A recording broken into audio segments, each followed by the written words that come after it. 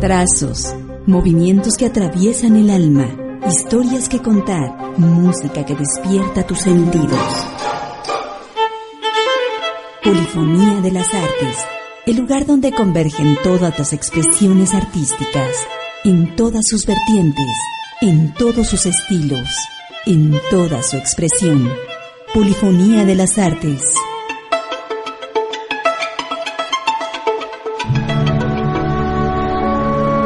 ¿Qué tal? Muy buenos días. Tengan todos ustedes, amigos de Polifonía de las Artes. Yo soy Joana Mata. Para mí siempre es un gusto, un agrado contar con la compañía de todos y cada uno de ustedes en este día sábado a través del 88.5 de FM. Gracias por su preferencia y vamos a iniciar en esta ocasión con un programa, la verdad, bastante interesante, ya que estaremos hablando en esta ocasión de uno de los grandes escritores mexicanos, Premio Nobel de Literatura. Me refiero nada más ni nada menos que a Octavio Paz. Este destacado poeta, narrador, ensayista, traductor, editor y sobre todo un gran impulsor de las letras mexicanas. Y vamos a estar platicando con un experto en la materia, un especialista en la materia, el doctor en letras, Juan Antonio Rosado Zacarías. Él es narrador, ensayista, investigador independiente y profesor de la Facultad de Filosofía y Letras de la UNAM. ¿Cómo está, doctor? Muy buenos días. Gracias por tomarnos la llamada. Buenos días. Buenos días. Pues para hablar de este escritor que yo creo que sin duda ha sido uno de los grandes referentes cuando hablamos de los escritores mexicanos, sobre todo que se enfoca o que enfoca su obra para hablar de la historia, de la idiosincrasia y la cultura del mexicano. Así es, por ejemplo, en el libro El laberinto de la soledad, o en Postdata, o en Vuelta al laberinto de la soledad, aborda mucho estos problemas.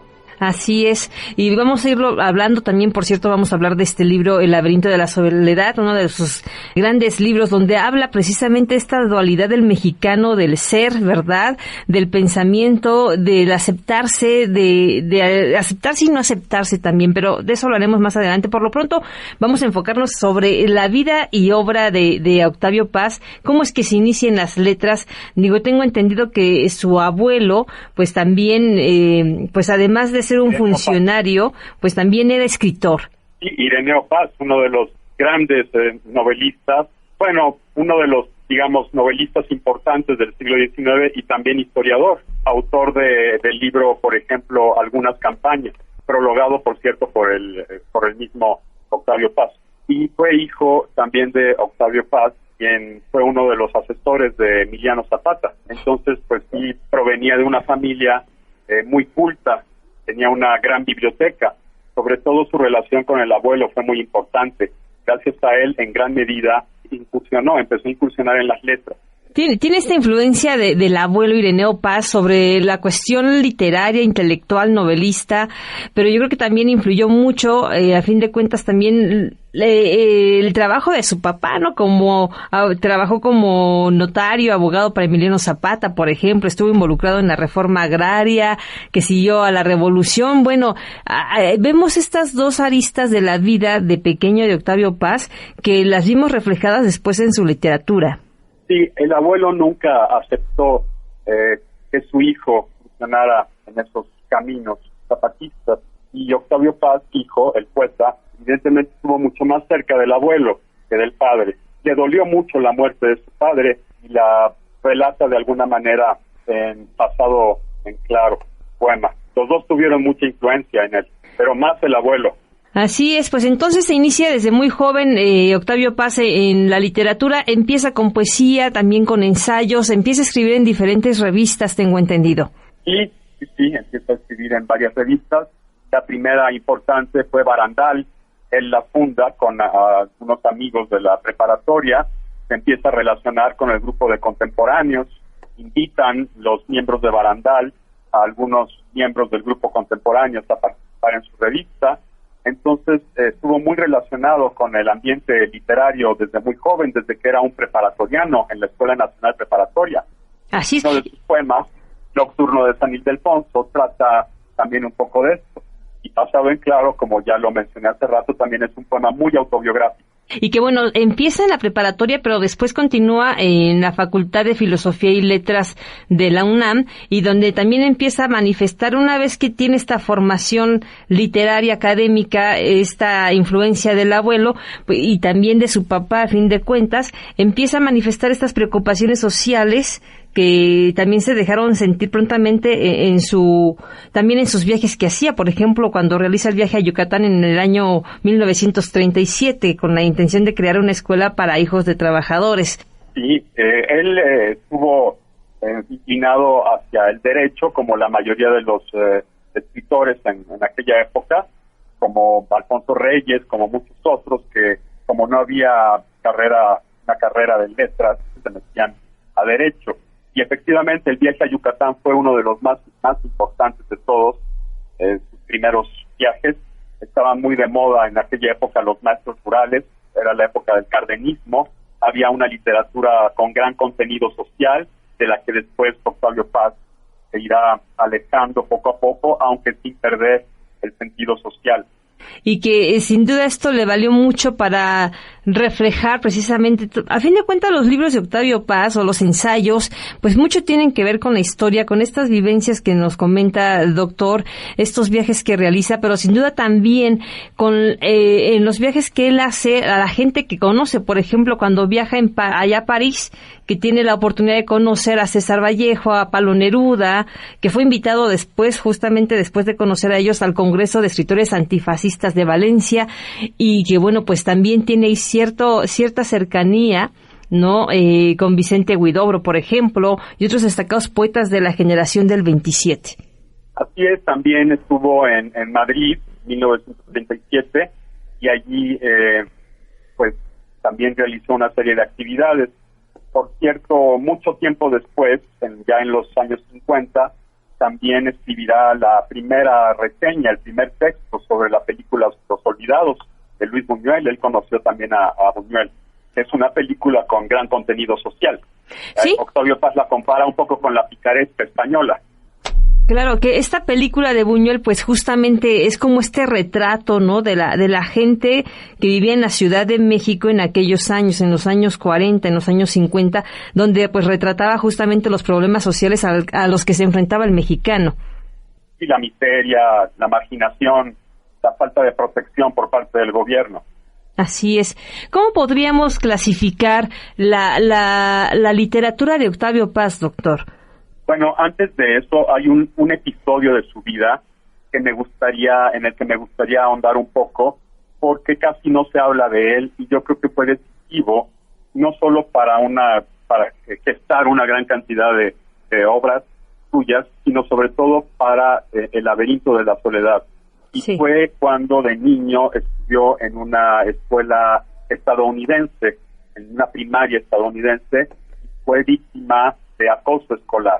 Lo golpearon entre varios niños por no poder decir la palabra spoon, o sea, cuchara, dijo cuchara, y todos se burlaron de él por decir la palabra cuchara, y lo golpearon, le amorataron un ojo, llegó llorando a su casa, y esto fue una experiencia terrible. Me recuerda un poco a una experiencia similar que tuvo José Vasconcelos muchos años antes. Lo que pasa es que José Vasconcelos al día siguiente llegó con un cuchillo y amenazó al gringo pero Octavio Paz no. Octavio Paz pues se traumatizó con este episodio.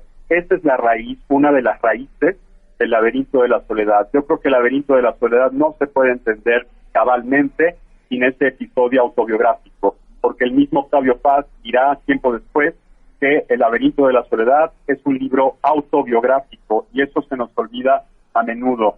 Él dice que no quiere retratar al mexicano completamente, ni tampoco trata de tipificarlo, y tampoco trata de decir esto es el mexicano. Él no hace eso.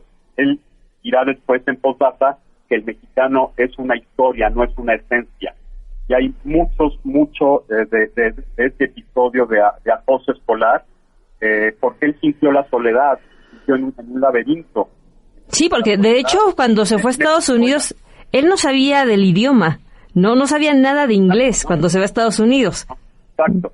Y bueno, El laberinto de la soledad tiene mucho que ver con esta experiencia autobiográfica en Estados Unidos, con esa golpiza que le dieron sus compañeros, y él mismo lo explica como algo autobiográfico. Y otra raíz de este libro y de muchos otros de sus libros es la vieja discusión, realmente muy vieja, en torno a lo que es el mexicano. Esta discusión se inicia prácticamente después de la independencia, con asociaciones como la Academia de Letrán o el Hidalgo, y persiste a lo largo del siglo XIX hasta desembocar en ensayos como La Querella de México de 1915 de Martín Luis Guzmán y El Perfil del Hombre y la Cultura en México del 34 de Samuel Ramos. Entonces, El Laberinto de la Soledad y el resto de la obra de Paz no es una obra que surja de la nada.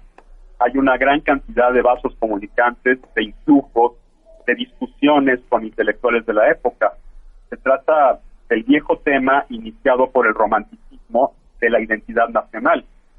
Y en Argentina tenemos muchos escritores, en Guatemala también, en Cuba también, en todos los países latinoamericanos tenemos esta discusión de qué es ser cubano, qué es ser argentino, qué es ser francés.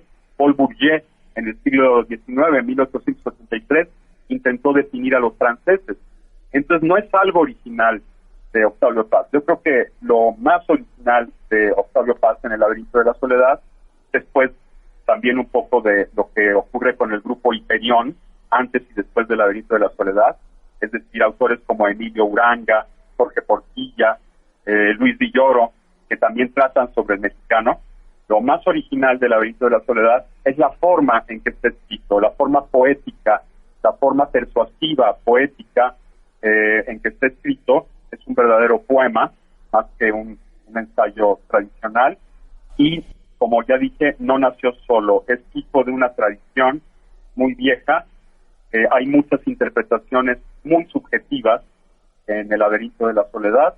En ese mismo año, José Revueltas publicó también otro ensayo que se titula Posibilidades y limitaciones del mexicano. Revueltas es contemporáneo de Paz, los dos nacieron en el mismo año. Paz propone que es la soledad lo que caracteriza al pueblo mexicano, pero Héctor Murena dice lo mismo de los argentinos, exactamente lo mismo en el Pecado Original de América. Entonces es difícil, imposible hablar de la psicología de un pueblo, porque el mismo Paz dice, el mexicano no es una esencia, es una historia, es decir, es cambio, es desarrollo.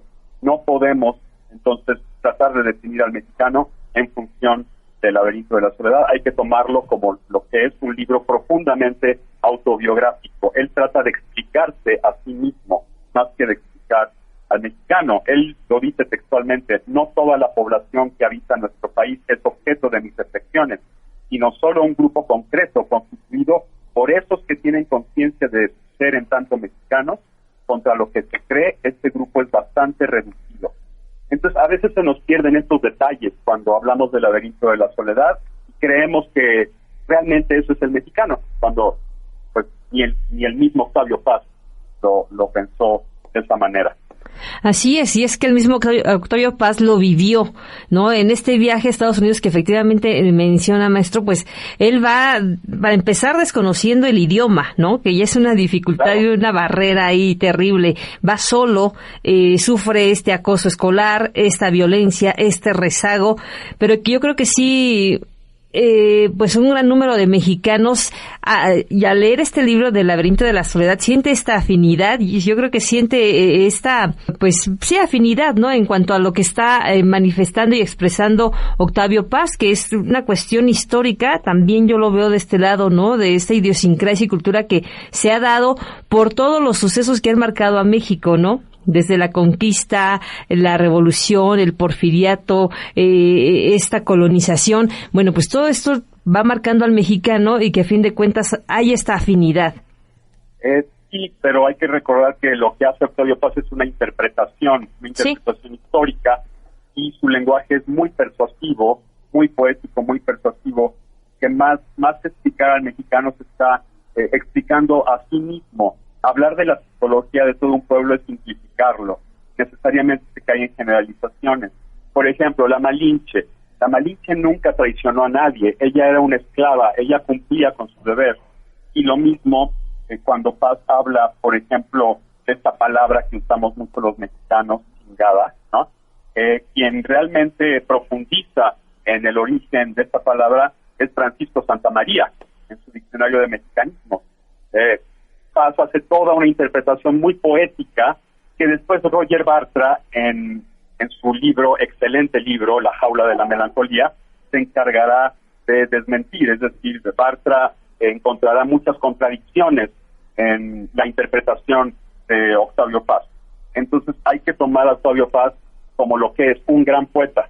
Un gran poeta, sin duda, que también le valió en su trayectoria diferentes distinciones, entre ellas uno de los máximos galardones, el máximo galardón, el Premio Nobel de Literatura allá en los años 90, pues también recibió el Premio Cervantes, el Príncipe de Asturias de Comunicación y Humanidades, y que justamente reconocían esta trayectoria de Octavio Paz, y que a través también de sus ensayos, que no lo hacía de la manera convencional tal vez, pues nos iba transportando, ¿verdad?, a esta situación, a esta idiosincrasia, a esta cultura, a estas también autobiografías de él, para conocerlo y acercarnos más a él, y que lo hace a través también de la poesía, de la lírica. Por supuesto, sí. Sí, es un autor muy original en muchos aspectos. Su prosa es muy poética. Él prácticamente, él no escribió novela. Él casi no escribió prosa. Incluso sus ensayos más prosaicos son poemas, son verdaderos poemas en prosa. El estilo de Paz es un estilo muy persuasivo. Obviamente influye en él también un autor como Alfonso Reyes, del Ateneo de la Juventud, la generación de los contemporáneos, también por supuesto la poesía francesa, toda la cultura europea, y después también su acercamiento a la India, a las culturas orientales, a Japón, a China, a India. Todo eso influye muchísimo en su poesía. Él mismo en un momento dado quiso acercarse al budismo, intentó un poco como Eliot ser budista, no pudo por cuestiones ahora culturales, pero hubo un momento en su vida en que sí quiso acercarse mucho, se acercó mucho al budismo e incluso pensó en convertirse al budismo. Así es. Pues sin duda vale la pena retomar la literatura de Octavio Paz, quienes lo han leído, quienes no, acercarse a ella, conocer más sobre la obra de este grande escritor, yo creo que de los más influyentes escritores del siglo XX, que junto con Pablo Neruda y César Vallejo, pues conforma la tríada de grandes poetas que tras el declive del modernismo, pues también lideraron la renovación de la lírica hispanoamericana de ese siglo. Claro que sí, de hecho, ahora que usted toca el tema del modernismo, tanto Octavio Paz como Jorge Luis Borges y muchos otros afirman que su raíz, la raíz de sus poemas, de su poesía, está en el modernismo. Es decir, la figura de Rubén Darío sigue siendo esencial para toda la literatura hispanoamericana y española, para todo el ámbito de la lengua española. Pues yo le agradezco mucho, doctor. El tiempo se nos ha agotado lamentablemente. Le agradezco mucho por esta plática que nos da para acercarnos más a Octavio Paz. ¿A quién era Octavio Paz y cuál era su estilo literario? Bueno, pues le agradezco mucho, doctor, y bueno, tengo entendido que próximamente va a publicar un libro, si nos gusta platicar, por favor. Y bueno, es un libro que se titula Avatares Literarios en México, que publicará la Universidad Autónoma de la Ciudad de México. Son ensayos sobre literatura mexicana, sobre escritores, tendencias de la literatura mexicana. Entre los autores que se tratan, pues por supuesto está Octavio Paz. Perfecto, pues estaremos pendientes entonces de esta publicación. ¿Cuándo se prevé que se publique? Pues ahora no supone que ya está formado y que espero que pronto ya entre a prensa, ¿no? Perfecto, ahora, pues. Todavía hay que esperar un poco, es un proceso un poco largo. Estaremos pendientes entonces, doctor. Muchísimas gracias. Claro que sí. Gracias a